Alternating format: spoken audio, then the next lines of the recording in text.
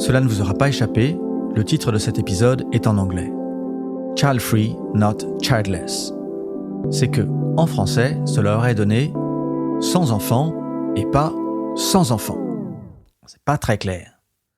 En fait, il y a ceux qui souffrent d'infécondité, les childless, et ceux qui jouissent d'infécondité, les child free. Et dans cet épisode, on va parler avec les seconds, les child free, ceux qui ne veulent pas d'enfants. Bonjour, je m'appelle David Duhamel et je suis professeur d'économie à l'ILERI et enseignant à Sciences Po Paris. Je viens vous parler du monde dans lequel on vit et surtout du monde à venir, un monde sans enfants. Avant de commencer, je voulais vous dire que vous êtes de plus en plus nombreux à me suivre dans cette histoire d'un monde sans enfants. N'hésitez pas à vous abonner, liker, partager, mettez des étoiles. Ça aide, c'est super. Et si cela ne vous plaît pas, partagez-le avec des gens que vous n'aimez pas. Peut-être eux aussi sont-ils de plus en plus nombreux. Je l'ai déjà dit et je le répète, le nombre idéal d'enfants pour chaque femme est le nombre qu'elle désire avoir, pas un de moins et pas un de plus. Aujourd'hui, je peux regretter qu'une femme dise qu'elle ne veut pas d'enfants. Mais d'abord et surtout, je suis heureux qu'elle puisse le dire et heureux qu'elle puisse le vivre. Dans mes cours, nombreuses sont les étudiantes qui annoncent la couleur. Pour elles, pas d'enfants. Or, on a des chiffres sur l'infécondité. En gros, pour simplifier, une femme sur 10 de 50 ans n'a pas d'enfant et aurait aimé en avoir, et vraisemblablement n'en aura pas, et 1 sur 20 est contente de ne jamais en avoir eu. Tout ça pour dire que ce discours que je ressens très fort dans mes classes, cette revendication d'avoir une vie libre d'enfants, d'être child-free, est, à ce jour, statistiquement marginale. Donc les démographes et sociologues regardent la photographie du monde et disent que cela concerne peu de monde, justement, 5%. Mais moi, derrière mon micro, je vous dis que le futur en la matière ne ressemblera pas au présent, que l'infécondité choisie, l'infécondité désirée augmente, qu'elle s'installe dans le décor. Et puis ce qui est bien, c'est que si je me trompe, on s'en apercevra dans 30 ans.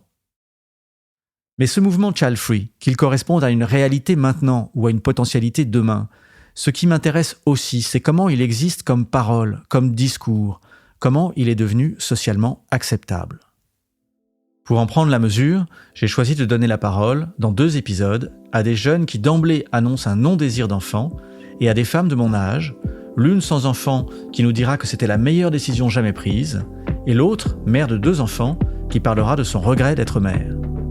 Brisant un sujet encore tabou, mais ça c'est pour l'épisode suivant.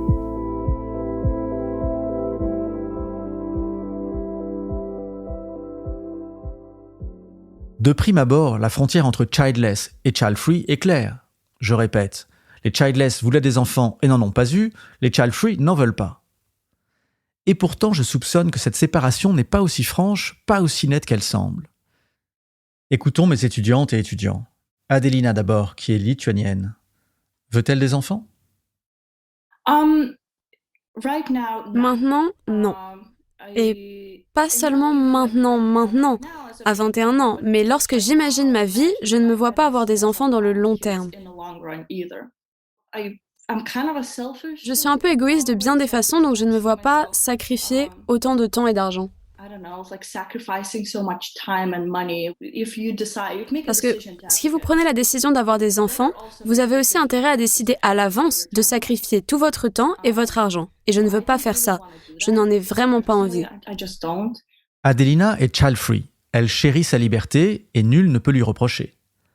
Mais si je creuse... Dans presque tous les pays industrialisés, quand le revenu des femmes augmente, le partage des tâches domestiques devient plus égalitaire. Sauf en Europe de l'Est. En Europe de l'Est, peu importe ce que gagne une femme, le travail domestique demeure son problème. C'est comme ça.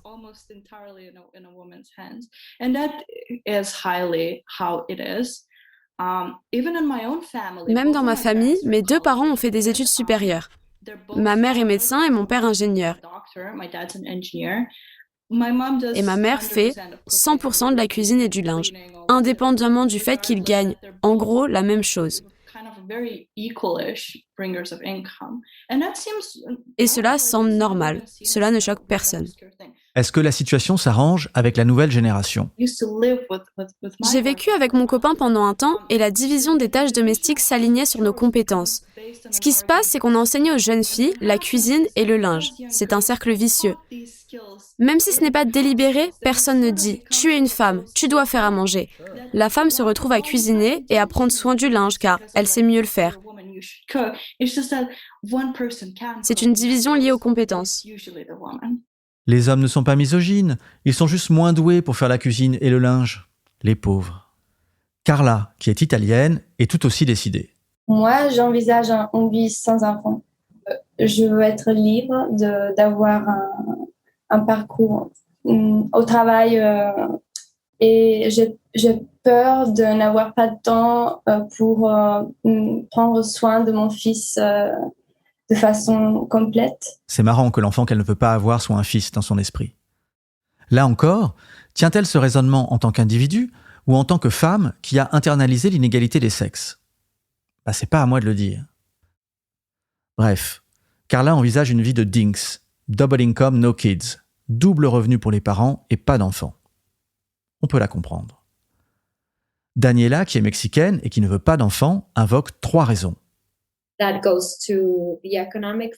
Cela a trait au facteur économique, au facteur environnemental, et le troisième est en rapport avec l'environnement social propre au Mexique,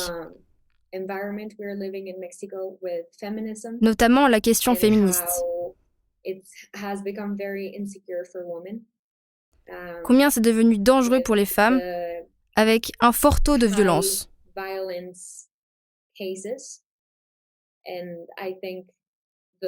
Ces 3 raisons dépeignent un panorama anxiogène pour moi.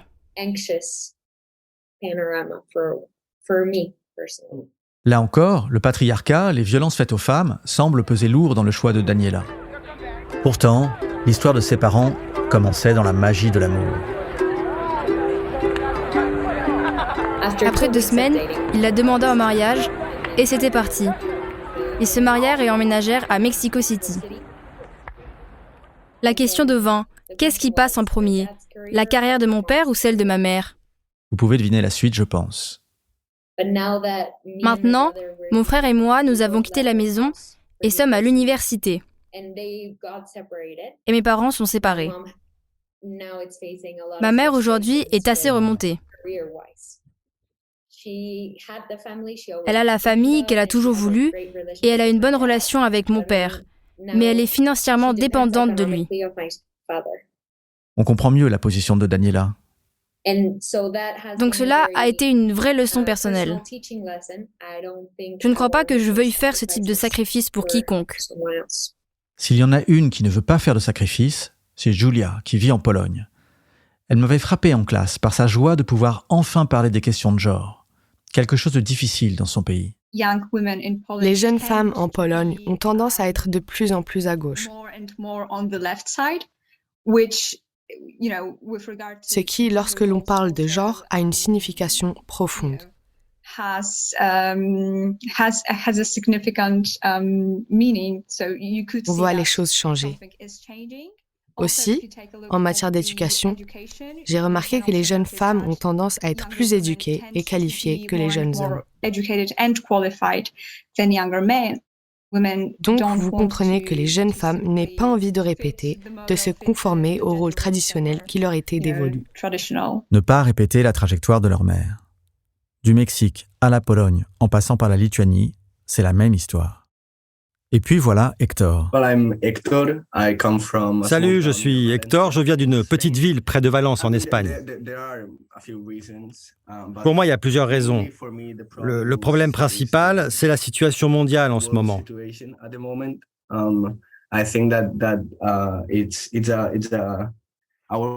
Je pense que dans notre monde, il est difficile d'être heureux. Il est difficile de vivre une vie saine, bonne.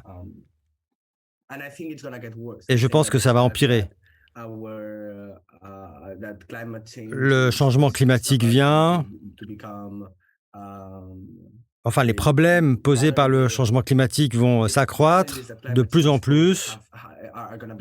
Et les politiques ne font pas ce qu'il faut.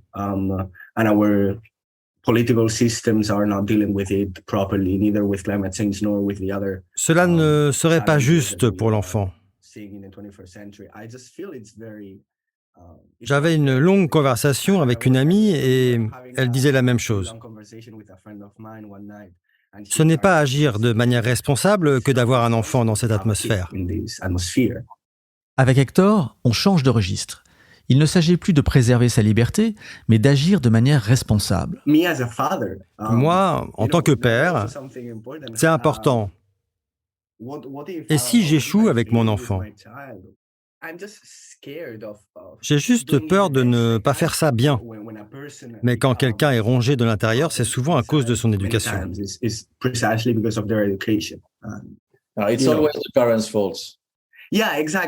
Exactement. Vous pouvez dire ça. J'aurais peur d'avoir un enfant, de l'élever et d'échouer. Pas une fois ou deux, ou 20, mais échouer dans son éducation. Échouer de créer une personne qui n'aime pas ou qui ne devient pas un bon citoyen, selon ce que je crois être un bon citoyen, ou même une bonne personne. Finalement, l'idée de citoyenneté n'a pas forcément sa place. Pauvre Hector. Il ne veut pas d'enfant et se prend déjà la tête à savoir si l'enfant qu'il n'aura pas doit être une bonne personne ou plutôt un bon citoyen. Moi, je pense qu'il ferait un père génial, cet Hector. Mais comme il a peur de l'ombre du futur qui plane, qui l'étouffe. Ça fait trop peur. Mon objectif n'est pas d'être riche. Peut-être je le serai, mais dans 10 ou 20 ans, si je ne suis pas assez riche, je ne sais pas si je pourrai assurer, soutenir une famille. Ce pessimisme est généralisé. Emmanuel Pont, dans son livre « Faut-il cesser d'avoir des enfants pour sauver la planète ?», cite des chiffres éloquents.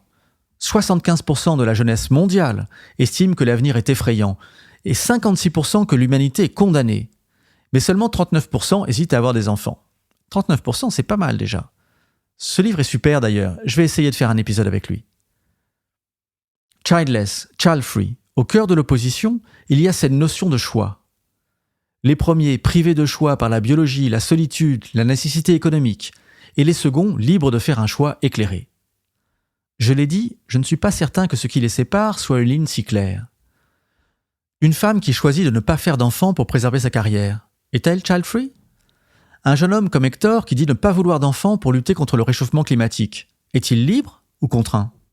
Même Adelina ou Carla, qui sont si déterminées, si les rôles étaient mieux partagés entre hommes et femmes, choisiraient-elles autrement ? Nous éluciderons ce mystère dans l'épisode suivant. Child-free, not childless, part 2. Merci de m'avoir écouté. À très vite pour la suite.